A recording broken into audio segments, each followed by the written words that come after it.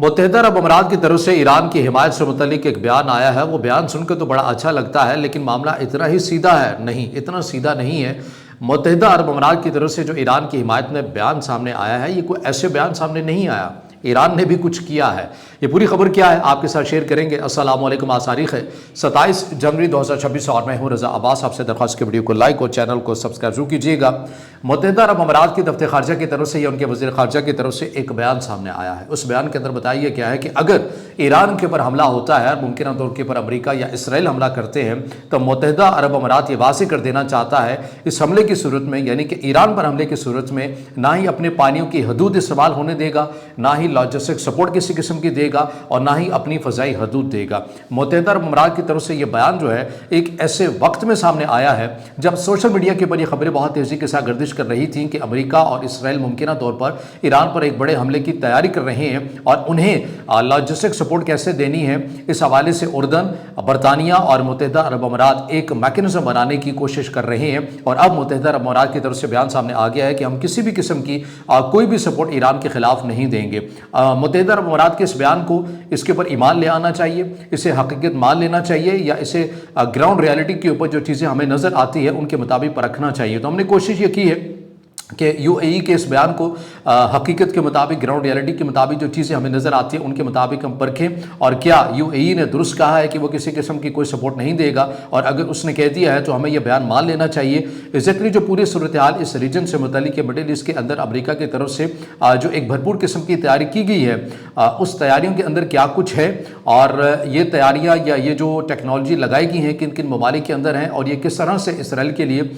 دفاعی front line آپ کو بنی ہوئی نظر آتی ہیں، تمام تر وہ چیزیں ہیں اور ٹیکنالوجیز کے نام ہیں جو میں نے آپ کے ساتھ شیئر کرنی ہے۔ تو اس لیے ویڈیو کے آخر تک آپ نے میرے ساتھ ضرور رہنا ہے۔ تو معاملے کو یہ سمجھیے کہ پورے ریجن کے اندر، مڈل ایسٹ کے اندر امریکہ نے ایک ڈیفنس سسٹم کو بنایا ہوا ہے اور اسے آپس میں انٹیگریٹ کیا ہوا ہے۔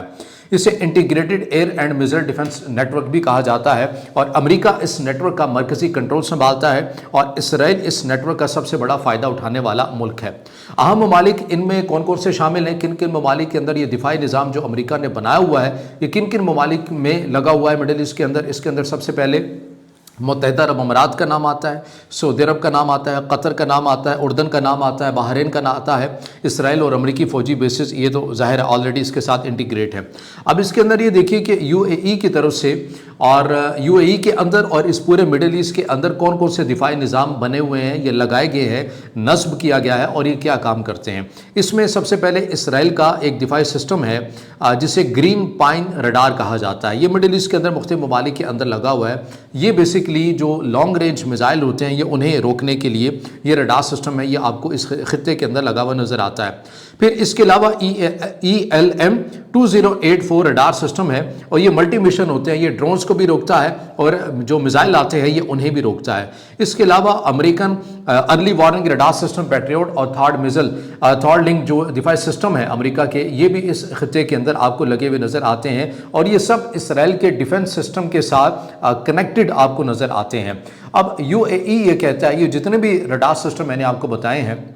یہ متحدہ عرب امارات کے اندر بھی لگے ہوئے ہیں اور یہ ان دیگر ممالک کے اندر بھی لگے ہوئے ہیں۔ اب یہ کرتے کیا ہیں؟ جس طرح متحدہ عرب امارات کی طرف سے کہا گیا نا کہ ہم اپنی سرزمین کا استعمال نہیں ہونے دیں گے، ہم کوئی لاجسٹک سپورٹ نہیں دیں گے، ہم اپنے پانیوں کا استعمال نہیں ہونے دیں گے، نہ ہی اپنی فضائی حدود دیں گے، تو بھئی آپ نہ دیجئے، لیکن آپ کے ملک کے اندر یہ جو ریڈار سسٹم لگا ہوا ہے، یہ جو پورا دفاعی نظام بنا ہوا ہے، ان کا کام ہی یہ ہے کہ اگر ایران سے کوئی میزائل فائر ہوتا ہے اور اس کی اگر منزل اسرائیل ہے تو ان کے ممالک کے اندر جو ریڈار سسٹم یہ جن کے نام میں نے آپ کے سامنے رکھے ہیں ان کے اندر فوری طور کے اوپر ارلی وارننگ آ جاتی ہے اور یہ بتا دیتے ہیں کہ ایران ایسا کرنے کا ارادہ رکھتا ہے، وہ میزائل فائر کرنے لگا ہے یا فائر بالکل ہونے والا ہے یا ہو چکا ہوتا ہے، اور یہ پہلے ہی اسرائیل کو تمام تر جو معلومات ہے، ڈیٹا ہے، وہ شیئر کر دیتے ہیں، سگنل آ جاتے ہیں، اور یہ تمام کا تمام جو ڈیٹا ہے یہ کنٹرول روم چونکہ امریکہ چلاتا ہے، امریکہ کے پاس آتا ہے اور فوری طور کے اوپر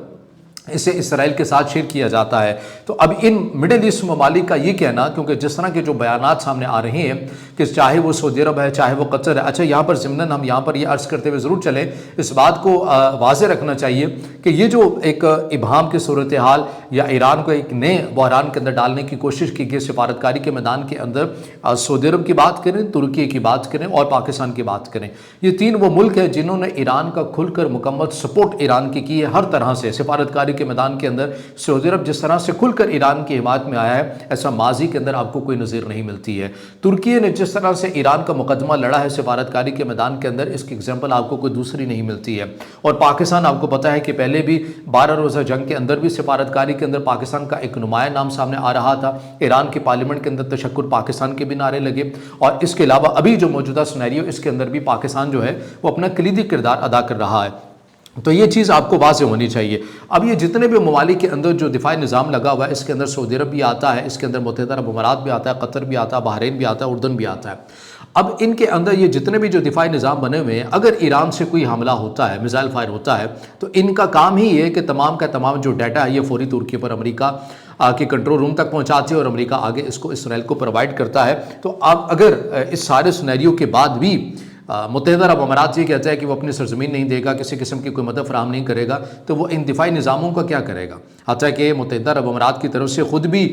جو اسرائیل کے دفاعی نظام ہیں جو اس ضمن میں استعمال ہوتے ہیں، جس میں باراک MX کی بات کریں، اسپائڈر کی بات کریں، یہ تو وہ دفاعی نظام ہے جو کہ متحدہ عرب امارات کی طرف سے اسرائیل سے خود پرچیز کیے گئے ہیں۔ تو اس کا یہ مطلب یہ بنتا ہے کہ عملی طور پر UAE اسرائیل کے